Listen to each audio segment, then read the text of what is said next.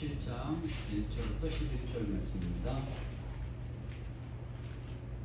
한 절씩 교독하겠습니다. 제가 먼저 하겠습니다. 야곱이 가나안 땅 곧 그의 아버지가 거주하던 땅에 거주하였으니 야곱의 조건은 이러합니다. 요셉이 17세의 소녀로부터 그의 형들과 함께 양을 칠 때에 그의 아버지의 아내들 디라와 실바의 아들들과 더불어 함께 있었더니 그가 그들의 잘못을 아버지에게 말하더라. 요셉은 노년에 얻은 아들이므로 이스라엘이 여러 아들들보다 그를 더 사랑함으로 그를 위하여 채색옷을 지었더니 그의 형들이 아버지가 형들보다 그를 더 사랑함을 보고 그를 미워하여 그에게 편안하게 말할 수 없었더라. 요셉의 꿈을 꾸고 자기 형들에게 말하며 그들이 그를 더욱 미워하였더라. 조선이 그들에게 이르되 청하건대 내가 꾼 꿈을 들으시오. 우리가 밭에서 곡식단을 묶더니 네 단은 일어서고 당신들의 단은 네 단에 둘러서서 절하더이다. 그의 형들이 그에게 이르되 내가 참으로 우리의 왕이 되겠느냐 참으로 우리를 다스리게 되겠느냐 하고 그의 꿈과 그의 말로 말미암아 그를 더욱 미워하더니 요셉이 다시 꿈을 꾸고 그의 형들에게 말하여 이르되 내가 또 꿈을 꾼즉 해와 달과 11별이 내게 절하더이다 하니라. 그가 그의 꿈을 아버지와 형들에게 말하매 아버지가 그를 꾸짖고 그에게 이르되 내가 꾼 꿈이 무엇이냐 나와 내 어머니와 내 형들에게 참으로 가서 땅에 엎드려 내게 절하겠느냐.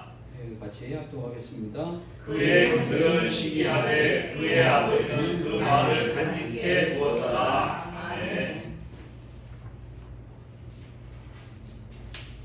오늘은 요셉이라는 분에 대해서 같이 말씀 나누려고 합니다. 요셉은 어린 시절에 만약에 교회를 다니셨다고 하면 한두 번은 꼭 들어봤을 그런 인물이십니다.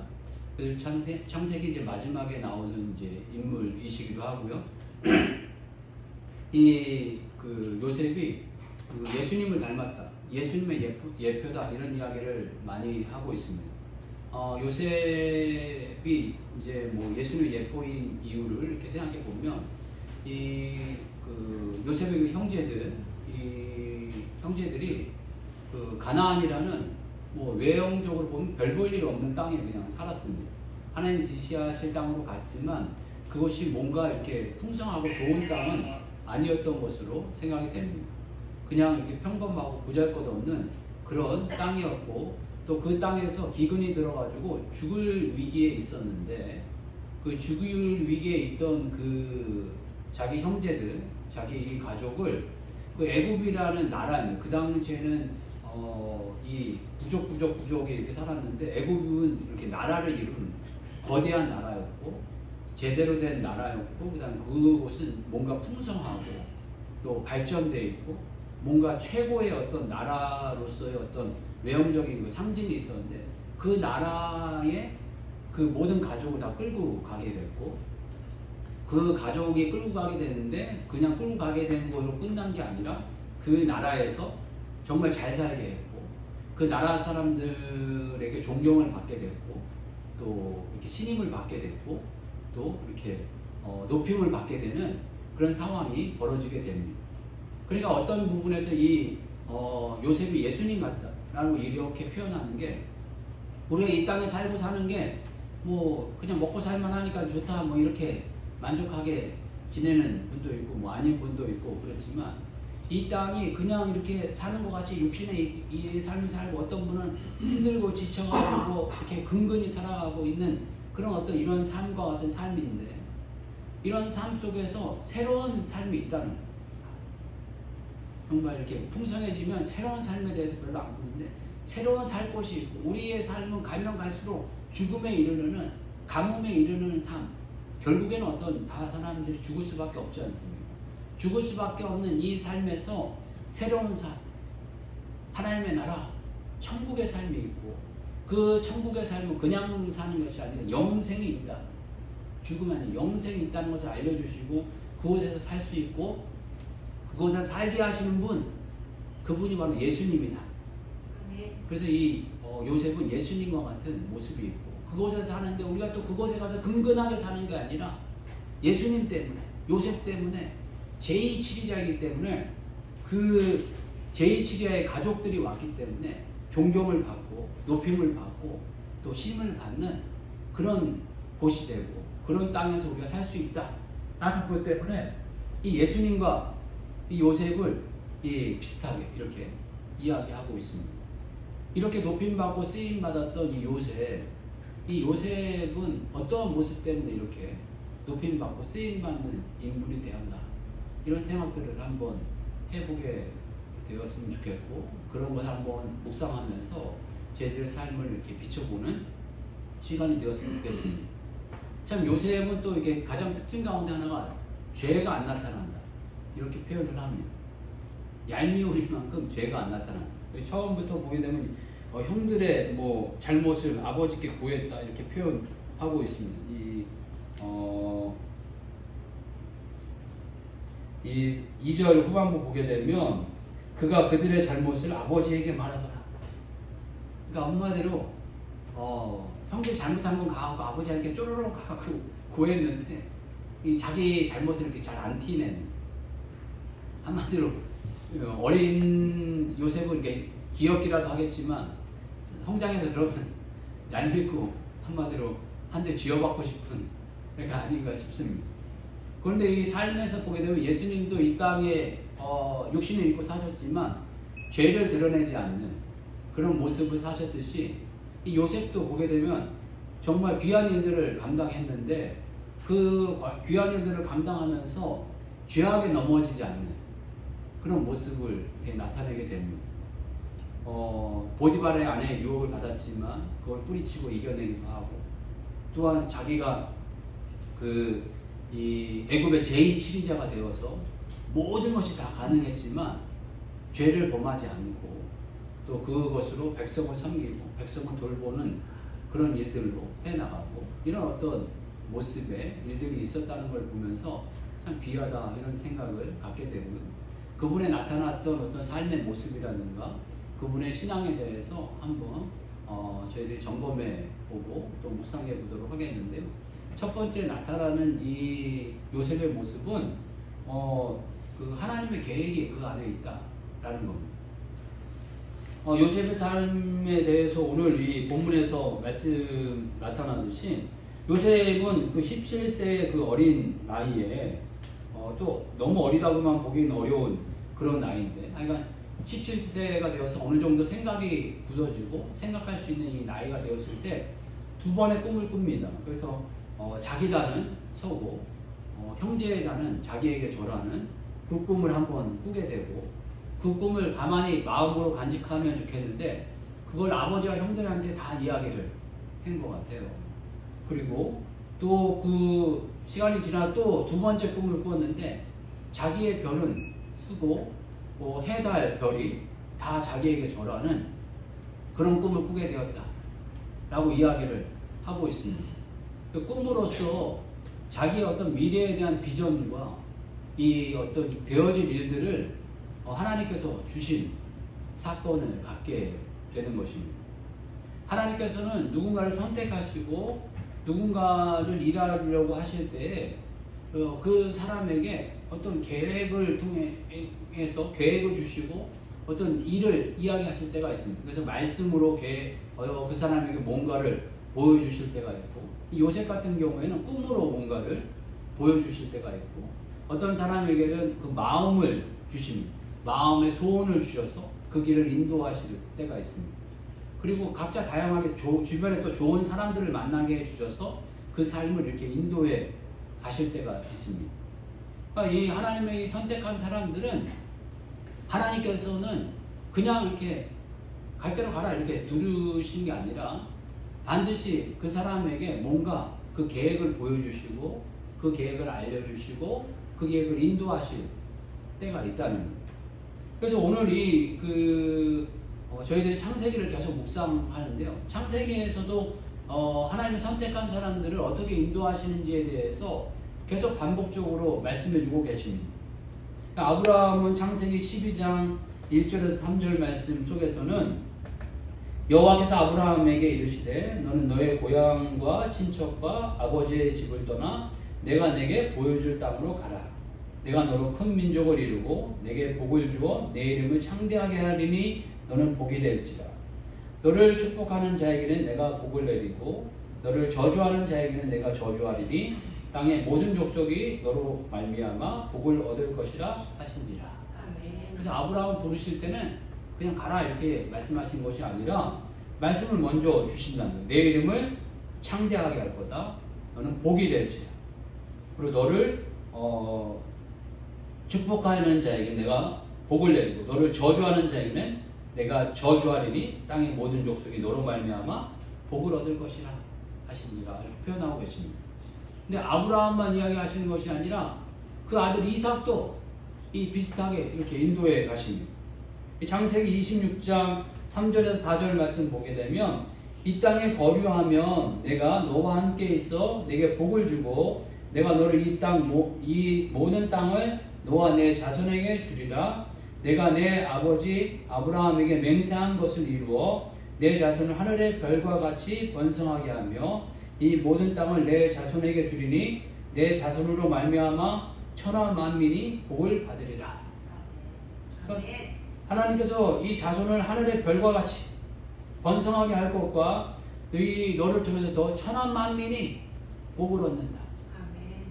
이런 비전을 이삭에게도 허락해 주셨다는 거예요. 근데 이런 것은 또 이 이삭만 끝난 게 아니라 그 아들이었던 야곱에게도 나타납니다. 야곱에게도 창세기 28장 13절에서 15절 말씀 보게 되면 또 본즉 여호와께서 그 위에 서서 이르시되 나는 여호와니 너의 조부 아브라함의 하나님 아브라함의 하나님이요 이삭의 하나님이라. 내가 누워있는 땅을 내가 너와 내 자손에게 주리니 내 자손이 땅에 티끌같이 되어 내가 서쪽과 동쪽과 북쪽과 남쪽으로 퍼져나갈지며 땅의 모든 족속이 너와 내 자손으로 말미암아 복을 받으리라. 아멘. 내가 너와 함께 있어 내가 어디로 가든지 너를 지키며 너를 이끌어 이 땅으로 돌아오게 할지라. 내가 내게 허락한 것을 다 이루기까지 너를 떠나지 아니하리라 하신지라. 아멘. 하나님께서 점점 이 택하신 자들을 복 주실 때는 너를 복 줄 거야. 그런데 그 복이 너만으로 끝나는 것이 아니라 천하 만민에게 주변 사람들에게 더 복되게 할 거야. 그 복이 흘러가게 할 거야 라는 말씀을 반복적으로 해주십니다. 그런데 신앙생활이 맨 처음 초창기 때 감사합니다. 근데 이런 거를 이렇게 받아들이게 되는데 이 받아들이게 되다가 시간이 지나요. 신앙생활이 지나면서 고난이 오고 어려움이 오고 시련이 오고 여러 가지 닥치면 에휴 나 같은 게 나 같은 것은 식었어. 여기 수많은 사람 가운데 아브라함이었잖아. 수많은 사람들 가운데 이삭이었잖아.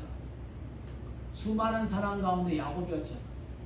나는 수많은 사람이지 아브라함 아니야. 나는 수많은 사람 가운데 그냥 그 인물 가운데 하나지. 그냥 왔다가 그냥 가는 인생이지. 나 같은 게 무슨 아브라함이고 나 같은 게 무슨 이삭이야. 라는 마음이 어느 순간인가 쑥 들어요. 쑥 들어서 하나님 그냥 왔다 그냥 가게 해주세요. 죄나 짓지 않고 감옥에는 안 가게 해주세요. 아니 그냥 먹고 살게나 해주세요. 이런 마음이 우리의 마음속에 순간 이렇게 훅 들어올 때가 있어요. 그 시련이 그리 찾아올 때가 있습니다. 그렇지만 하나님께서는 우리 모든 사람들에게 분명히 우리를 택하시고 또 우리를 부르시고 우리를 위해 택하시고 부르셨으면 그냥 택하시고 부르신 것이 아니라 분명한 계획이 있으시다. 궁극적인 분명한 계획이 있으시다는 것입니다. 예수님께서 그러한 궁극적인 그 계획을 저와 여러분들의 삶 가운데 분명한 도장을 찍으셨어요. 그래서 마태복음 28장 18절에서 20절 말씀은 지상대명령이다 이렇게 표현합니다. 지상대명령은 지상에 있는 모든 사람들에게 반드시 지키고 모든 사람들에게 공통적으로 다 기억해야 될 반드시 지켜야 될 대명령. 그냥 명령이 아니고 대명령이라 가장 큰 명령이라는 거예요. 가장 큰 명령이라는 것은 다른 명령보다 우선순위가 있다. 최고 우선순위, 제일 우선순위가 있는데 그 우선순위의 말씀이 이거라는 거예요. 혹시 여러분 가운데 그런 낙심이 들거나 혹시 나는 어떤 택함을 받았다 할지라도 어떤 약속의 말씀을 받은 게 없는데요 라고 생각이 드신다면 이 말씀으로 여러분들의 인생의 지표를 삼으시고 이 말씀이 나에게 주신 약속의 말씀이에요. 혹시 약속의 말씀이 다른 게 있다 할지라도 이 말씀이 우선되는 약속의 말씀, 지상 대명령이기 때문에 순위를 따지면 1순위 말씀이에요. 1순위 말씀으로 여러분들이 받으시고 아멘. 기억하시고 새기시길 바라겠습니다. 아멘. 우리 한번 찾아보겠습니다. 이거는 마태복음 28장 18절에서 20절 말씀.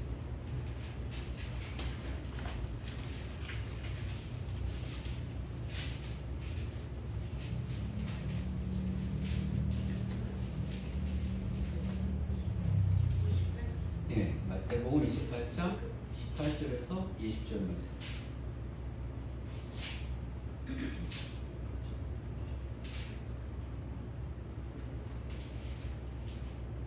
한 절씩 교도하겠습니다. 제가 먼저 하겠습니다.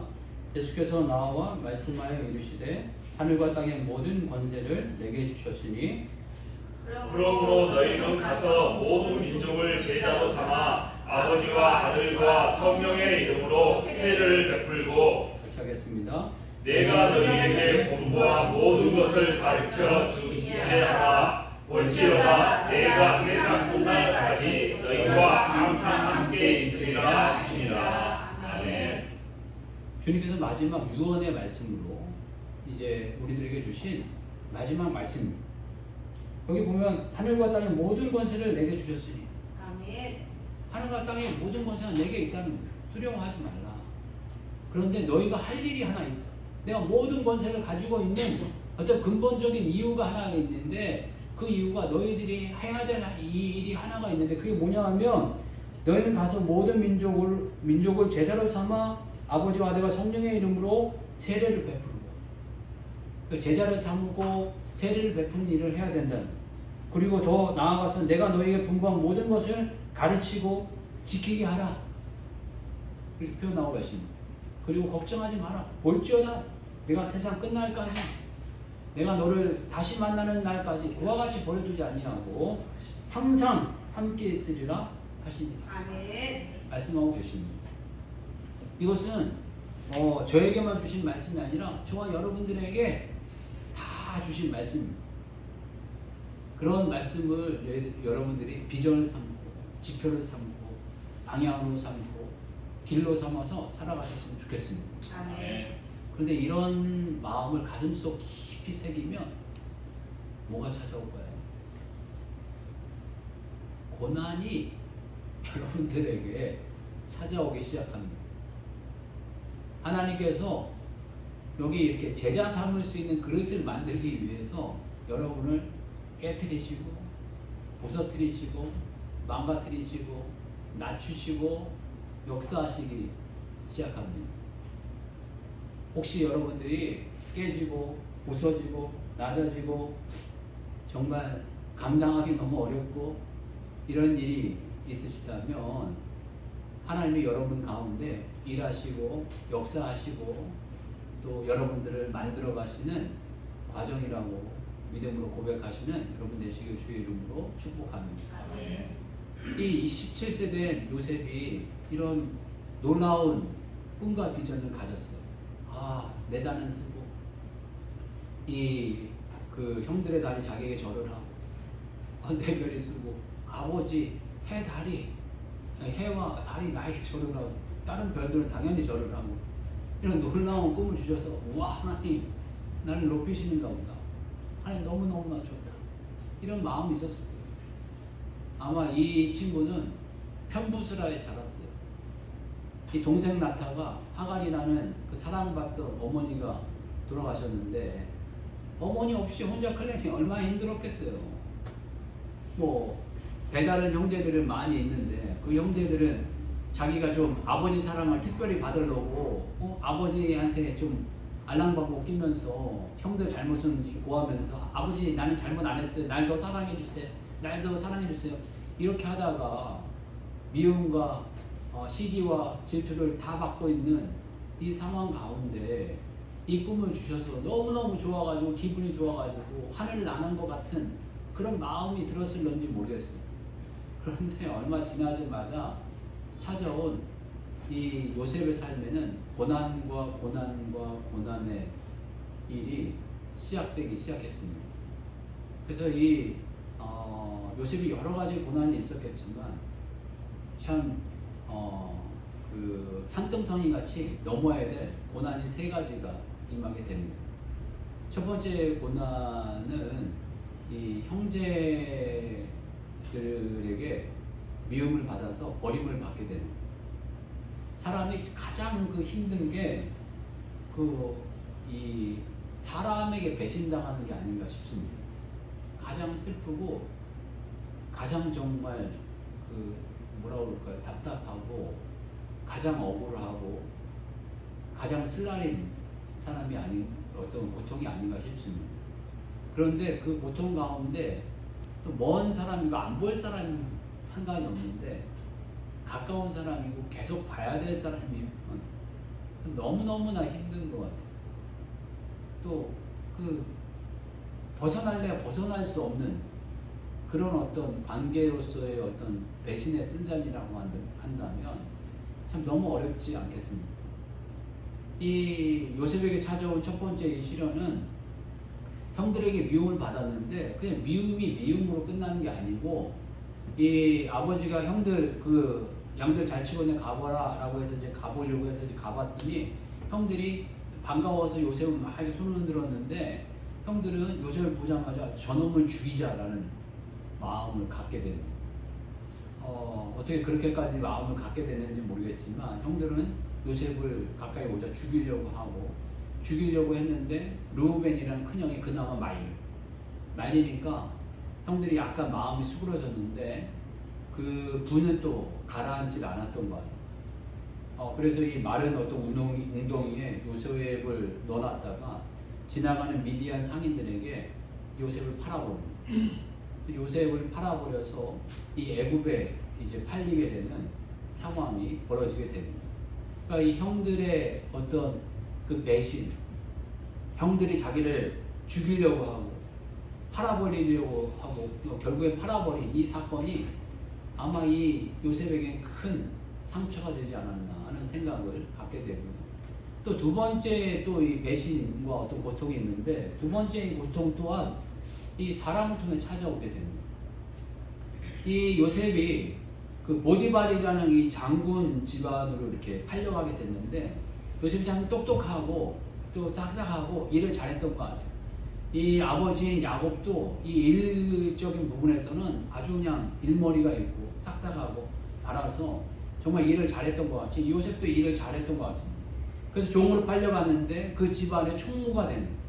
총무가 돼서 그 집안을 전체적인 것을 다 잘 관리하고 이런 어떤 자리까지 올라서게 됩니다. 자리까지 이렇게 올라서게 돼가지고 참 이렇게 칭찬을 받고 모든 것이 다 형통하고 잘 풀려가는 것 같았는데 이 보디발의 이 아내가 요셉을 좋아하게 되고 이 요셉과 같이 동침하려고 하는 일을 합니다. 그런데 이게 여러 번 반복됐던 것 같아요. 그러다가 이 아무도 없는 상황 가운데 요셉이 혼자 있게 되었고 이 보디발 아내만 있게 되었는데 이 보디발 아내가 요셉을 자꾸 늘어지는 것 때문에 요셉이 옷을 벗어버리고 도망가 버리고 그랬는데 이제 나중에 이 어떤 이 편협한 이 왜곡된 사랑이 어떤 시기와 질투로 변해가지고 이 보디발 장군에게 고하기를 이 요셉이 자기를 겁탈하려고 들어왔다가 이 옷을 버리고 도망갔다라고 한 것 때문에 이제 감옥에 들어가게 됩니다. 또 이 억울한 마음이 얼마나 컸겠어요.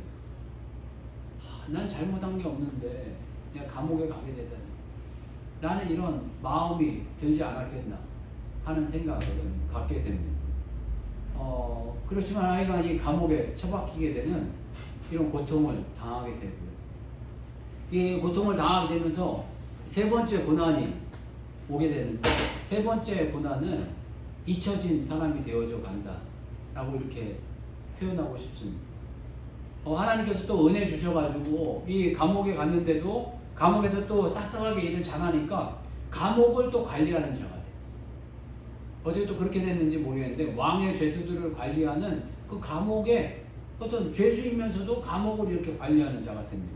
그 감옥에 있는 사람들을 이렇게 잘 이렇게 섬기고 관리하는 사람이 되는데 하루는 보니까 술 맡은 관원장이 마음에 이렇게 근심이 있는 것처럼 보입니다. 왜 근심이 있느냐라고 이야기했더니 내가 꿈을 꿨는데 여차여차한 꿈을 꿨다. 그런데 내가 이 꿈이 무슨 상징이 있는 것 같으니 그걸 잘 모르겠다 라고 이야기하니까 요셉이 지혜롭게 해석을 잘해줍니다. 그 꿈은 3일 후에 당신이 복직될 거다 라는 이야기를 듣습니다. 그러니까 옆에 있던 또 떡 맡은 관원장이 나도 꿈을 꿨는데 이 꿈을 해석해달라 라고 이야기하니까 그 꿈은 악한 꿈이다.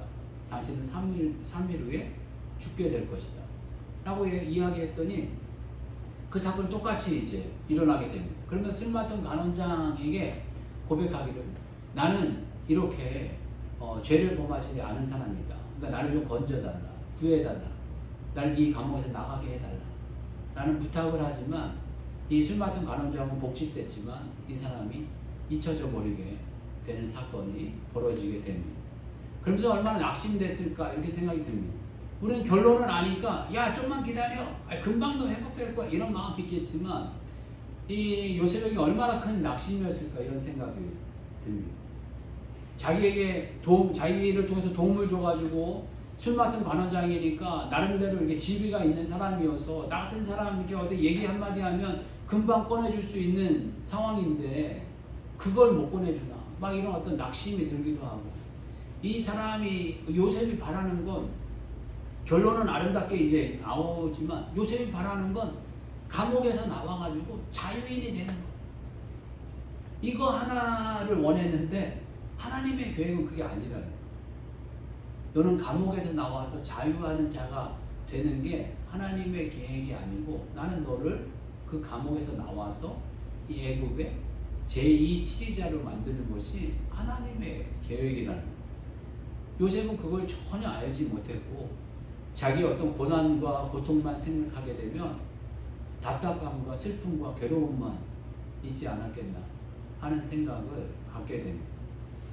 그러면서 이 요셉에게 일어났던 형들의 배신, 그 다음에 보디발 아내의 누명, 그 다음에 자기를 도와줬던 사람, 자기가 도왔던 사람들에 대한 잊혀짐, 어떤 버려짐, 이런 어떤 마음들을 겪으면서 이 요셉이 나중에는 애굽의 제2치리자가 되고 참으로 그 성경 역사상 보게 되면 참 귀하게 쓰인 몇몇 사람 가운데 이 한 사람으로 등장하게 됩니다.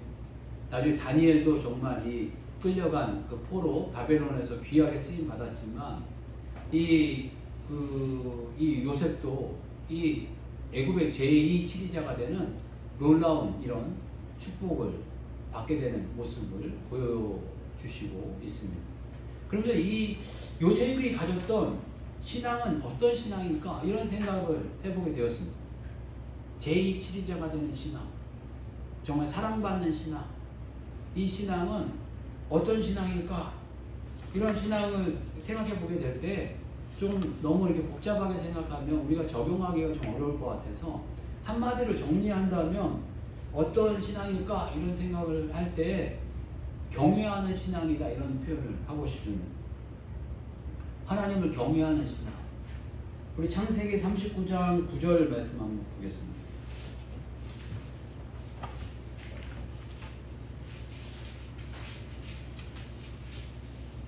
창세기 39장 9절 말씀. 같이 한번 읽겠습니다. 시작.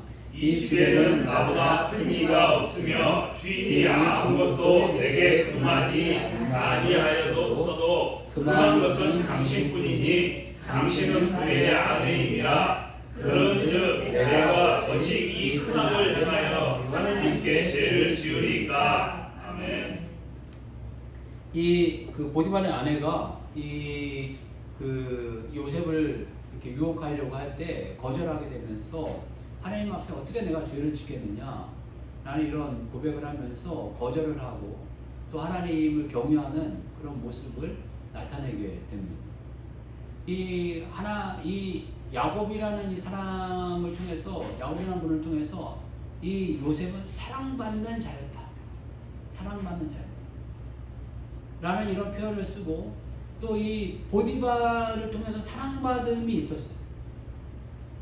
사랑받음이 있었고 그 다음에 술 맡은 가난장과 떡 맡은 가난장이 나중에 이 요셉을 사랑하고 또 존중하는 모습이 있었어. 그리고 후에는 뭐 그게 나타나진 않지만 이 애굽의 바로 왕도 요셉을 이렇게 신뢰하고 신임하며 사랑하는 그런 모습이 있어요. 신뢰와 사랑. 신뢰와 사랑받는 자의 모습에 이 요셉이라는 사람이 있지 않았나 하는 생각을 갖게 됩니다. 우리가 누군가에게 신뢰받고 사랑받는다는 것은 정말 귀한 일입니다. 그러면서 이 신뢰, 사랑하면 생각나는 사람이 저는 한 사람이 있습니다. 예수님의 그 12제자 가운데 사랑하면 생각나는 사람이 하나가 있습니다. 생각이 안 나시나요? 예수님 12제자 하면 사랑하면 생각나는 사람. 예. 요한이 그런 사람입니다. 우리 요한복음 20장 7절 말씀 한번 보겠습니다. 요한복음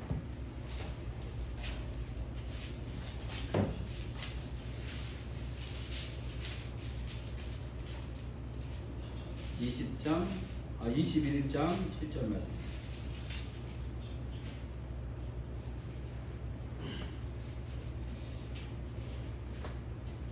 같이 한번 읽겠습니다. 시작. 예수께서 사랑하시는 그 제자가 베드로에게 이르되 주님이시라 주님이라. 아니 시몬 베드로가 걷고 있다가 주님이라 하는 말을 듣고 겉옷을 두른 후에 바다로 뛰어내리더라. 아멘. 여기서 7절 보게 되면 예수께서 사랑하시는 그 제자가, 요한복음이 자기가 쓴 거거든요. 요한이 썼는데 요한은 자기 자신을 향해서 예수님이 사랑하시던 그 제자다. 어떤 면에서 이건 자기 자신을 향해서 자기가 그렇게 이야기를 하는 거예요. 자존감이 대단히 높으신 분이죠. 다른 사람들은 이렇게 표현을 쓴 분들이 없어요. 그런데 이런 고백을 할 수 있는 건 참 귀한 일이다라고 생각이 듭니다.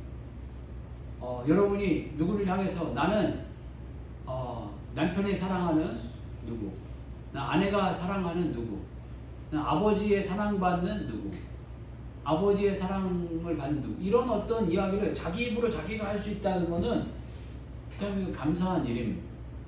또 그런 고백을 할 수 있도록 여러분들이 만들어 주시는 것도 감사한 일이 아닌가 싶습니다. 근데 요한에게 나타났던 그 특징이 한 가지가 있어요. 요한에게 나타났던 그 특징은 이 요셉과 비교해서 그 경외라는 거가 나타나는 거예요. 경외라는 게 어떤 표현이냐면 친밀하지만 존중하는. 여기에서 그 요한의 그 행동을 보게 되면 21장 그 20절 말씀 보겠습니다. 21장 20절 말씀 한번 같이 보겠습니다. 20절 한번 같이 읽겠습니다. 시작. 베드로가 돌이켜 예수께서 사랑하시는 그 제자가 따르는 것을 보니 그는 만찬석에서 예수의 품에 의지하여 주님을 가는 자가 무거우니까 묻던 자다. 표현하면 베드로가 돌이켜 예수께서 사랑하시는 그 제자, 그 요한이죠. 따르는 것을 보니 그는 만찬석에서 예수의 품에 의지하여, 예수님의 그 품에 안겨 있었던 사람이라는 거예요. 그러니까 좀 이렇게 친밀함을 나타내서 다른 사람은 예수님께 뭐 존중한다는 표현 가운데 이렇게 좀 가까이 하지 못하고 이런 모습을 보였다면 요한은 붙어갖고 이렇게 비볐다는 것이죠. 옆에 좀 같이 비비기도 하고 이런 표현을 하고, 다른 제자들은 다 도망갔지만 마지막까지 이 대제사장 앞에 같이 있었던 제자는 요한이다. 그리고 십자가 달려 돌아갔을 때도 다른 제자들은 다 뭐 안 나타나지만 요한은 그 옆에 있었던 걸로 이야기 확실히 하잖아요.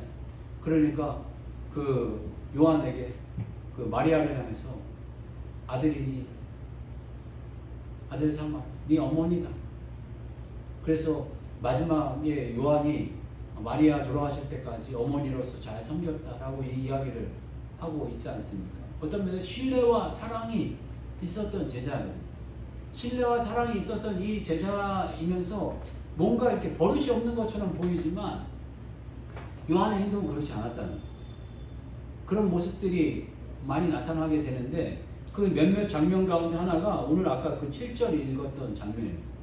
7절 읽었던 그 장면을 보게 되면 예수께서 그 사랑하시는 그 제자가 베드로에게 이르되 주님이시라. 그러니까 먼저 주님이시라는 것을 요한이 깨달았던 거예요. 주님이시다라는 걸 깨닫고 요한이 먼저 자기가 예수님을 만나기 위해서 수영해갖고 예수님을 만날 수 있었는데 베드로에게 알려준 거예요. 베드로 사도니 주님이시에요 라고 하니까 베드로 사도가 먼저 이 옷 챙겨 입고 주님을 찾아갑니다. 또 이런 모습이 그 부활하셔서 빈 무덤에서도 나타나게 돼요. 빈 무덤에서 다른 제자들이 다 먼저 갔지만, 이거 뭐 어거지 주장일 수도 있지만 요한도 먼저 갔어요. 먼저 갔는데 그 빈 무덤 속에 아무도 못 들어갔어요. 못 들어갔는데 베드로 사도가 도착하자 베드로 사도 보고 먼저 들어가시고 이렇게 합니다. 베드로 사도가 먼저 들어가고 그 다음에 다른 사도들이 들어가게 됩니다. 그런 어떤 모습이 있지 않았나 이렇게 추정하게 돼요. 보게 되면 이 다른 복음서에서는 예수님의 말씀으로 모든 복음서가 이렇게 마무리를 딱 짓는데, 요한복음은 맨 마지막에 뭘로 마무리를 짓느냐 하면 베드로 사도와 예수님과의 대화로 이렇게 복음서를 마무리 짓습니다. 그러니까 이 베드로라는 이 사도를 얼마나 이 요한이 존중했는지 이런 어떤 태도들을 보여지게 되는데, 그만큼 존중과 경외의 태도가 있었다는 거예요. 어떤 부분에서 이 요셉에게도 이런 태도가 있었던 거예요. 하나님을 경외하고 존중하는 태도 가운데 보디발의 아내, 자기를 인정하고 자기를 신뢰하는 이 보디발에게 해를 끼칠 수 없다. 내가 하나님께 죄를 범할 수 없다. 이 표현은 내가 지금 현실로 섬기고 있는 이 주군을 향해서 내가 죄를 범할 수 없습니다. 근데 약간의 어떤 이득과 어떤 이득을 위해서 보디발의 아내를 취해서 그냥 재산을 탈취하고 뭐 이런 어떤 악한 생각이 들었을 수도 있습니다. 그렇지만 나는 내 주군 앞에 죄를 범할 수 없다. 라는 어떤 이 마음이 요셉의 마음이 아니었을까라는 마음을 갖습니다. 만약에 그런 마음이 없었다면 보디발의 아내의 유명을 썼을 때 보디발에게 그렇게 이야기하지 않았겠나 하는 생각이 듭니다. 아닙니다. 당신 아내가 먼저 날 유혹했어요. 당신 아내가 지금 거짓말하고 있는 거예요. 라고 이렇게 막 외치지 않았겠나 싶습니다. 그러면 그 상황이 어떻게 됐을까 이런 생각이 같습니다. 어떤 부분에서 종이 그 주인을 겁탈했다라고, 주인의 여종을 겁탈했다고 하면 현실적으로 보면은 그 당시에 요셉은 죽어야 돼요. 그 당시에 종은 아무런 가치가 없는 상황이고 죽어야 마땅하지만 어떤 면에서 살았어요. 그리고 이 보디발이 관리하는 이 감옥에 갇히게 됩니다. 어떤 영화에서는 그런 얘기를 해요. 이 보디발하고 이렇게 해서 이 요셉이 감옥에 갇히는 장면이 나오면서 이 다른 장면으로 딱 넘겨가는데 보디발과 보디발의 아내가 이렇게 딱 나오는데 보디발이 아내를 확 찌려보면서 보디발의 아내에게 네가 그랬지 이렇게 하면서 장면이 끝난다는 거예요. 요셉의 신실함을 보디발은 알았다는 거예요. 네가 유혹해서 네가 이 짓을 한 거지 라는 거를 평상시에 살보면 아니까 네가 이 짓 했지. 만약에 요셉이 그 짓 했다고 보디발이 알았으면 그 배신과 그 어떤 화를 못 참고 당장에 목을 베버리지 않겠어요? 네가 감히, 내가 너를 얼마나 신뢰하고 사랑하고 존중했는데 이런 마음이 있지 않았겠나 하는 생각이 듭니다. 이 요셉은 끝까지 어떤 이게 존중하고 경외하는 그런 마음의 신앙의 사람이 아니었나 라는 생각 가운데 하나님께서 그런 신앙의 사람을 이렇게 귀하게 쓰시고 사용하시는 모습이 있었다라는 생각을 다시 한번 기억해 보게 됩니다. 저희들 인생 가운데 주군을 섬기는 인생이 되게 하셨습니다. 어차피 하나님을 섬기는 인생이고 예수님을 따라서 이웃을 섬기는 인생이 되게 하셨습니다. 저희들 주군을 잘 섬기고 주군과 긴밀한 사랑과 교제를 나누지만 그럼에도 불구하고 도를 넘지 않고 저희들 주군을 끝까지 잘 섬겨가고 잘 보필하고 그분의 이름을 더럽히지 않는 종들의 삶이 되시길 주의 이름으로 축복합니다. 같이 한번 기도하겠습니다. 저희들 요셉을 묵상하게 되면서 요셉이 정말 귀하게 쓰임 받았던 분이신데 이분의 삶과 신앙의 특징들을 저희들 기억하면서 살아가는 인생이 되게 해달라고 같이 한번 기도하겠습니다. 주여 한번 외치고 같이 기도하겠습니다. 주여